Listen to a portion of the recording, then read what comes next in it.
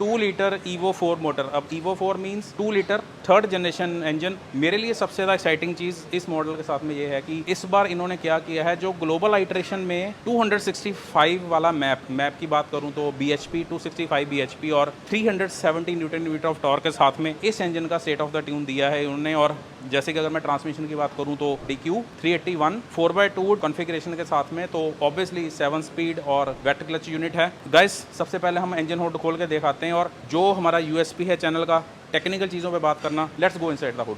सो अब बारी है इंजन बे में, और जो इसका हार्ट है, जैसे कि मैंने आपको पहले बताया कि 2 litre TSI Evo 4 fourth generation, और ऑब्वियसली हाइड्रोलिक स्टड्स खोलने के लिए। सो एक जो CPU क्वालिटी होती है, जैसा कि अगर मैं आपको फोकस करके बता रहे हैं तो नाइसली टक इन सारा है, मीन्स मेंटेनेंस के टाइम पर काम करना बहुत आसान है। So here is this obviously this coolant and here we have the engine, obviously the air filter and the obviously the battery the first time. अगर मैं लेआउट की बात करूं तो क्लीन लेआउट। इस बार में इंटरेस्टिंग क्या है RS के साथ में कि जो 2 लीटर TSI अगर Gen 4 की बात करूं, इन्होंने कुछ टेक्निकल अपग्रेड्स करे हैं। और अगर मैं बात करूं इस इंजन की रिलायबिलिटी की चीज़ की, क्योंकि होता क्या है जब हम एक परफॉर्मेंस कार खरीदते हैं तो उस टाइम पर रिलायबिलिटी ज़्यादातर लोग एसोसिएट नहीं करते, बट ये मेरी तरफ से थम्स अप ग्रीन सिग्नल इसलिए है कि 2 लीटर TSI में E888 कैटेगरी में सबसे ज़्यादा रिलायबल इंजन का इटरेशन है ये। तो काफ़ी सारे mechanical, electrical and lots of engineering has been done to make it even more reliable. जो पुराने जनरेशन में, खासकर जनरेशन 2 में, Evo 2 में या थोड़े बहुत Evo 3 में शॉर्टफॉल्स थे, मैकेनिकल फेलियर्स थे कंपोनेंट्स के, that has been completely knockdown. तो इस इंजन में इन्होंने क्या किया है, एग्जॉस्ट मैनिफोल्ड